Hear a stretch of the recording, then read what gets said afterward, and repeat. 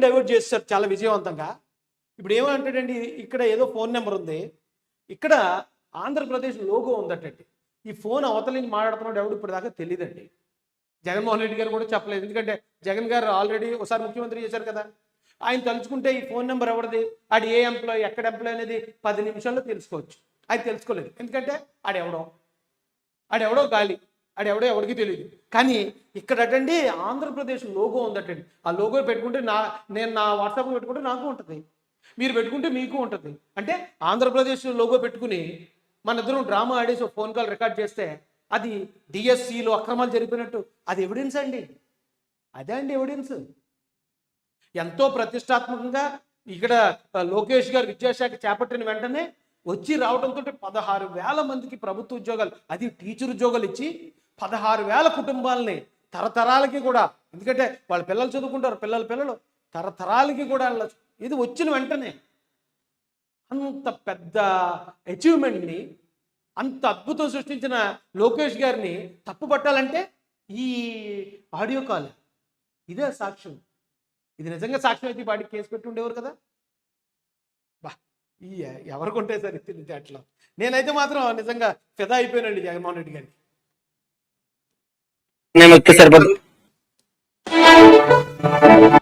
అది ఎక్కడుందండి మిగతాయి మీరు ఉన్నారు. అయితే మన స్టూడియో కొంచెం ఈ సెటప్లు అయ్యి చేయడానికి కొంచెం లేట్ అవ్వడం వల్ల దీని గురించి మాట్లాడడానికి అవ్వలేదు. అయితే నాకు అనిపించిందండి ఆయన మాట్లాడిన మాటలు చూసిన తర్వాత హ్యాట్స్ ఆఫ్ టు జగన్ అని. నిజంగా జగన్మోహన్ రెడ్డి గారు ఆయన ఈ ఒక ప్రెస్ మీట్ డిఎస్సి మీద పెట్టిన తర్వాత ఈరోజు నా రాష్ట్రంలో అది వైసీపీ కావచ్చు, లేదా మా టీడీపీ కావచ్చు, లేదా మా జనసేన కావచ్చు, మరొకరు కావచ్చు, మొత్తం రాష్ట్రం అంతా ఈరోజు డిఎస్సి మీదే చర్చిస్తుందండి. నిజంగా జగన్మోహన్ రెడ్డి గారి ఈ స్ట్రాటజీస్ చూశాక అసలు మహాభారతంలో శకుని ఈ వైసీపీ వాళ్ళ ముందు, జగన్ గారి ముందు అసలు ఎందుకు పనిచేయడండి ఆయన. నిజంగానే వాళ్ళ తెలివితేటలకి నిజంగా మెచ్చుకోవాలనిపించిందండి నాకు. నిజంగా హార్ట్ఫుల్గా చెప్తున్నాను. ఈ రోజున జగన్మోహన్ రెడ్డి గారు తలుచుకుంటే రాష్ట్రంలో తన పార్టీ వాళ్ళనే కాదు, ప్రత్యర్థి పార్టీలను కూడా ఏది మాట్లాడాలో జగన్ గారే డిసైడ్ చేస్తున్నారు. రాష్ట్రంలో ప్రజలందరూ దేని గురించి ఆలోచించాలి, దేని గురించి వినాలి, జగన్ గారు డిసైడ్ చేస్తున్నారండి. నిజంగా ఇంత తెలివి మంచి విషయాలకు ఉపయోగించి ఉంటే అసలు ఈయనకి ఎదురు లేకపోయినండి రాజకీయాల్లో. బ్యాడ్ లక్ ఏంటంటే అన్నీ కూడా దరిద్రమైన విషయాలకి ఈయన ఉపయోగిస్తాడు ఈ తెలివితేటలు. అది కొంచెం బాధాకరం అండి. ఇప్పుడు మీకు ఒక ఎగ్జాంపుల్ చెప్తాను సార్. ఈరోజు రాష్ట్రంలో ఏ న్యూస్ ఛానల్ అన్నా చూడండి, మనం డిఎస్సి గురించే జరుగుతుంది. డిఎస్సిపై వైసీపీ కుట్ర, డిఎస్సి. మీరు స్టేట్లో ఆల్మోస్ట్ అన్ని ఛానల్స్, అన్ని యూట్యూబ్ ఛానల్స్ కూడా ఈరోజున డిఎస్సి. ఇప్పుడు ఏంటి వైరల్ న్యూస్ స్టేట్లో అంటే డిఎస్సి. ఏమి స్ట్రాటజీ ప్లే చేశారు జగన్ గారు మీరు, అసలు నాకు మబ్బిడిపోయిందండి. మీకు ఒక విషయం చెప్తాను సార్.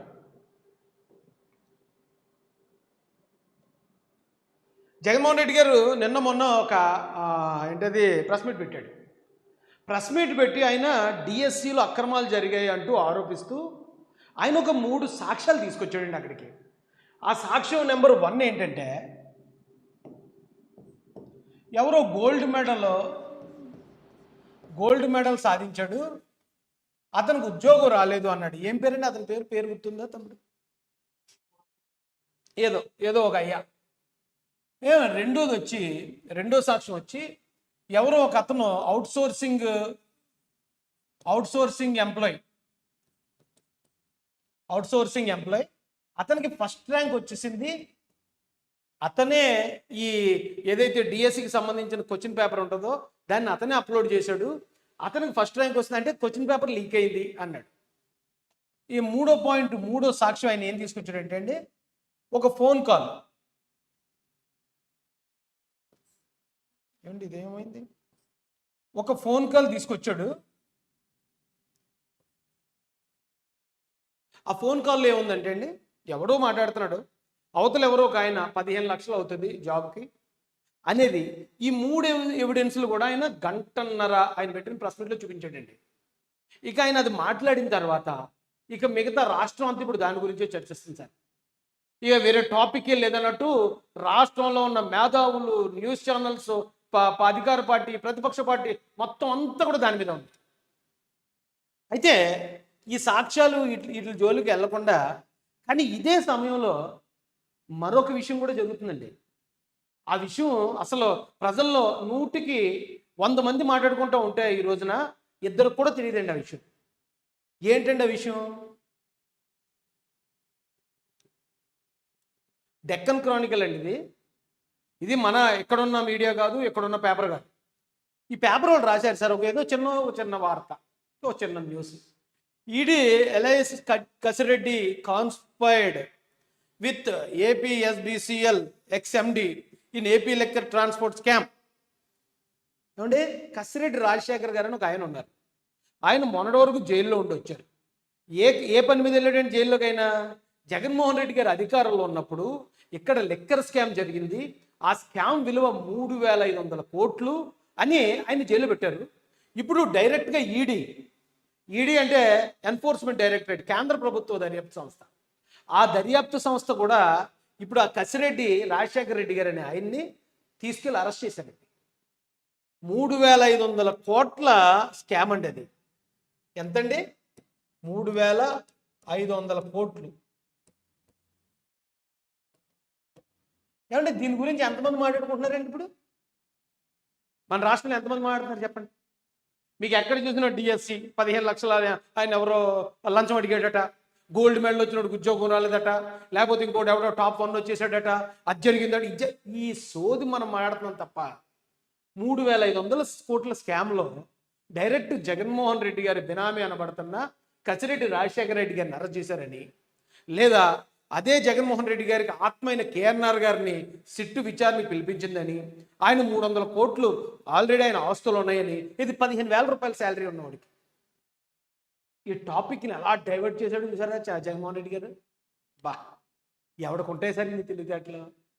ఈవేళ మాట్లాడే ప్రతి ఒక్కరు కూడా ఈ 15 లక్షలు ఏదో లంచం అడిగాడట, గోల్డ్ మెడల్కి అది రాలేదట, ఇదే మాట్లాడుతున్నారు. కానీ 3,500 కోట్ల స్కామ్ ఆల్రెడీ కన్ఫర్మ్ అయిపోయింది. ఈడీ కన్ఫర్మ్ చేసి అరెస్ట్ చేసింది ఆల్రెడీ ఒక ఆయన్ని. జగన్మోహన్ రెడ్డి గారితో పాటు ఉన్న వాళ్ళందరి మీద కేసులు అయ్యాయి. చెవిరెడ్డి గారితో సహా అందరూ జైలుకి పోయి వచ్చారు. ఇప్పుడు ఈడీ ఎప్పుడైతే ఇన్వాల్వ్ అయిందో, ఈడీ అరెస్ట్ చేసేటప్పుడు, ఈడీ అంటే మరి కేంద్ర ప్రభుత్వం కదా, 100% అది కన్ఫర్మ్ అయితేనే చేస్తారు. సో కన్ఫర్మ్ చేసేసింది. ఎస్, వైసీపీ హయాంలో 3,500 కోట్ల రూపాయల స్కామ్ జరిగింది లెక్కర్ పేరుతో. కల్తీ లెక్కర్ పేరుతో 1,000 మంది చచ్చిపోయారు, అది వేరే విషయం, అది ఇంకో కేసు అవ్వాలి. ఈ టాపిక్ని డైవర్ట్ చేయడానికి అస్సలు మతిపోయిందండి నాకు జగన్మోహన్ రెడ్డి గారి ఆయన స్ట్రాటజీ చూసినప్పుడు. ఇప్పుడు ఈ విషయాల్లోకి వద్దామండి. ఇది చాలా కామెడీ. ఇది గోల్డ్ మెడలిస్ట్కి రాకపోవటం, అవుట్ సోర్సింగ్ ఆయన ఇంకోటి వచ్చేయటం, ఫోన్ కాల్లో లంచం అడిగారు. నిజంగా జగన్మోహన్ రెడ్డి గారిని మెచ్చుకోవాలండి.